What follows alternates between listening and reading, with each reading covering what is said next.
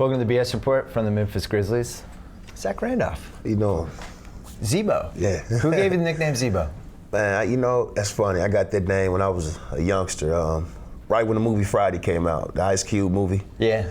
And Debo used to be on bike. I used to have a beach cruiser in my neighborhood, and I used to be always big, so I used to ride on a beach cruiser. And my friend said, you know, I'm gonna call you, instead of Debo, I'm gonna call you Zebo. You look like Debo on that bike. So it's just a name that stuck with me since I've been a kid, and now I guess the whole world know me as Zebo. Everyone calls you Zebo. Yeah. I've never called you Zach. I always call you Zebo.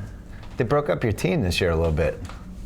What was the mood like after the Rudy Gay trade? You had to be bummed, right? Definitely. I mean, you know, anytime you've been with a person, you know, that you consider family after 3 or 4 years and build it up, try to get somewhere. So, you know, to all of us, to me, Mark, Mike, and, you know, the rest of the teammates that was with him. So it was definitely, you know, surprising, but, you know, we understood, you know, something was going to happen, and, you know, we miss him. Of course, you know, we can't replace him. So we got Tayshaun and Ed, and we got a good group of guys that we still can compete, and I think it still get us to the next level. Did you feel like you guys were a title contender before that trade? Yes. Because I felt like you were too. Yes. And I felt like you were last year. You got hurt. Yeah, I thought you were headed, we were talking about it earlier, you were headed for a career year. Mm-hmm. You had the knee injury. Tony Allen gets hurt. You guys weren't healthy. You still took the Clips to 7. I thought this year I was expecting like a little jump, and now we're not seeing it. Now it still might happen, but what kind of pressure is it on you and on Mark without Rudy to create offense on the perimeter now? I think it's the same, or, you know, we got to carry the load. I mean, you know, he was hurt 2 years ago when we beat the Spurs and took Oklahoma to 7. So I think we still got a good team. Yeah.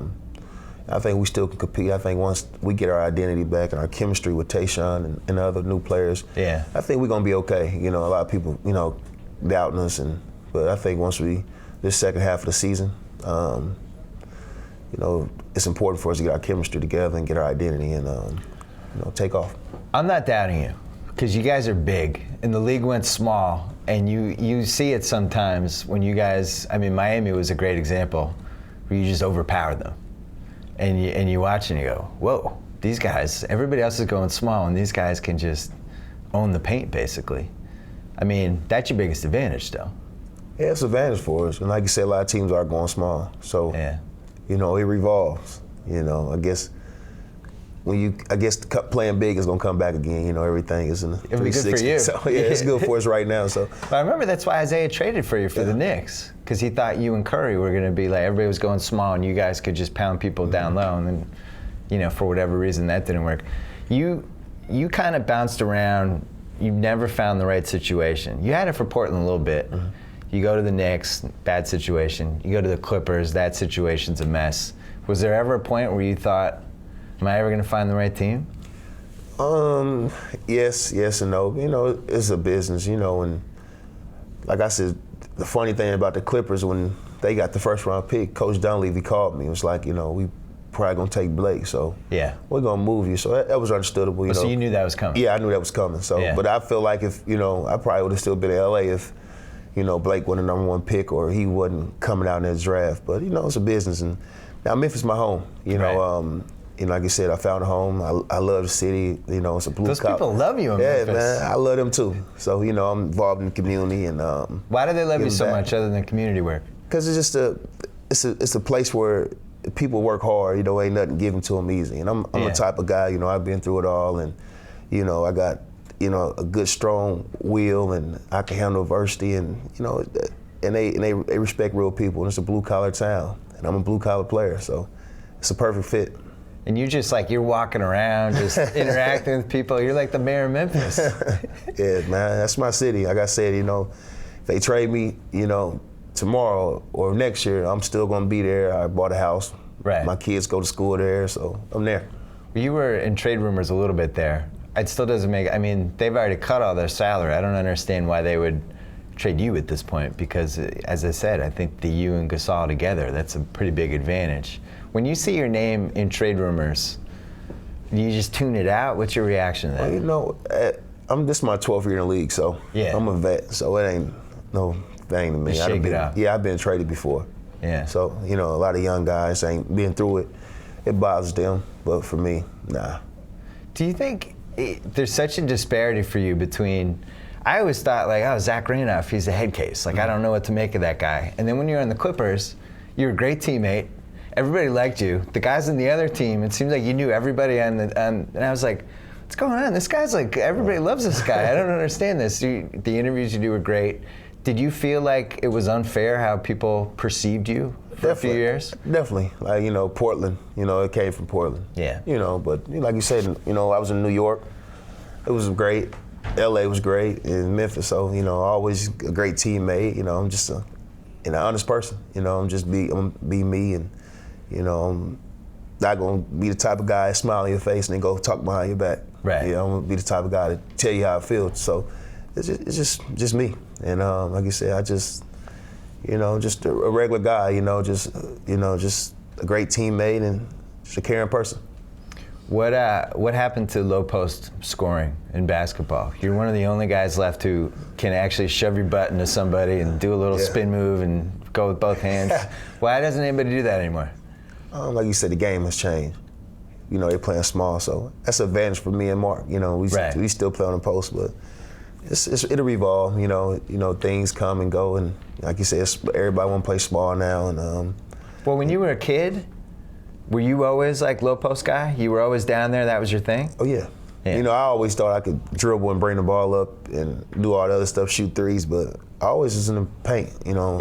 High school, middle school, my coach. Go to the paint, throw you the ball in the paint. And the lefty thing helps. Yeah, definitely, left-handed. Everyone always forgets. But your son is right-handed. Well, I'm gonna work with his left hand too, so I'm gonna teach him how to use the left too. When did were you lefty from 3 years old on? Just that was the way it was? Yeah, since coming out of my mother's womb, I was always left-handed. It's such an advantage. I'm always amazed, especially when you're on that one side of the block and the guys just forget that you can just spin and go off the backboard with that one.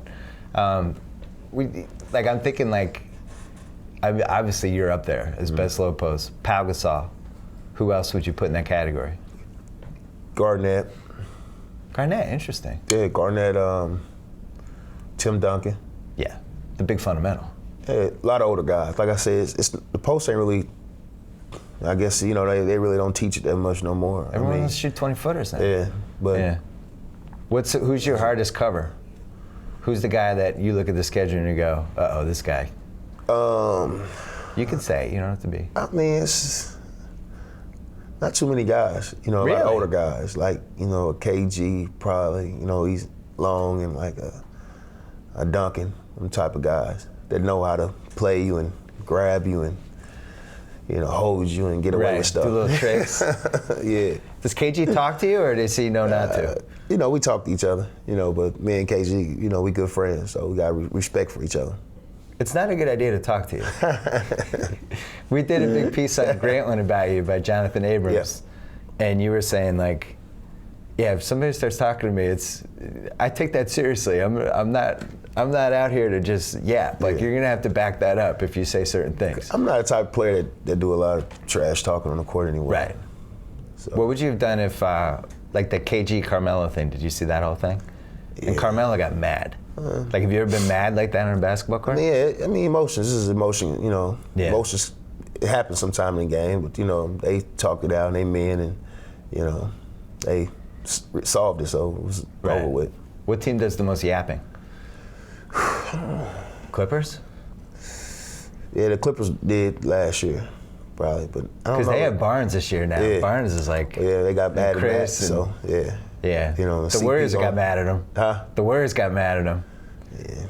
It's just part of the game. It ain't personal. Guys talking. Growing up, a lot of people talk on the court. You playing on the court in the neighborhood. People, that's all they do is talk smack. So. Yeah.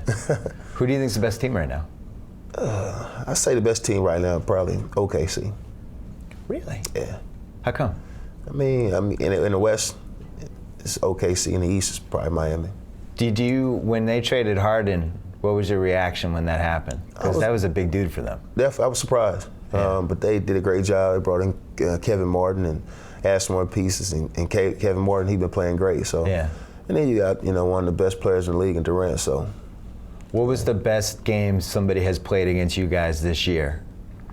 I mean, have you gotten run off the court this year by anyone? Yeah, we got our worst game was probably Oklahoma City. Like a couple weeks ago, they beat us after the trade. I would have thought you guys could just overpower them in the paint. Or are they just too? I mean, it's a good matchup. We match up good with them, and be a good game. So it's a fun battle when we play them anyway. Does Durant seem different to you this year? He seems like he's a little more, got a little edge this year. Yeah, he do. He playing with the edge, and you can see it. And when you're out there on the court, and he being real aggressive, and just you can just tell. As a player, you can definitely see it. So you notice, like, this guy's a little different this year. Definitely. Something's switched. What about LeBron? I mean, he's been going nuts lately. Yeah, that's LeBron. That's him. That's what he do. Who wins the All-Star game? West. The West. How come? I don't know. We should have won it when I played on it two years ago. But I think we got a good chance to win this year. You seem like you have the more inside guys. You can pound them a little bit. Yeah, we're gonna try to pound them inside. So you're predicting the West? Are you guaranteeing the West? I got to go with the West. That's the team I'm playing on, so I got to. You gonna get up 1-3 in this game? I don't know. I might try to get up a tray. Zach Randolph, good luck with the rest of the season. I still have faith in the Grizzlies. I know some people are out, but I don't know. Tayshaun, I wouldn't be shocked. I wouldn't be shocked. Good luck. I appreciate it. Thank you. Please subscribe. All the other channels have more subscribers than us, and that makes us sad.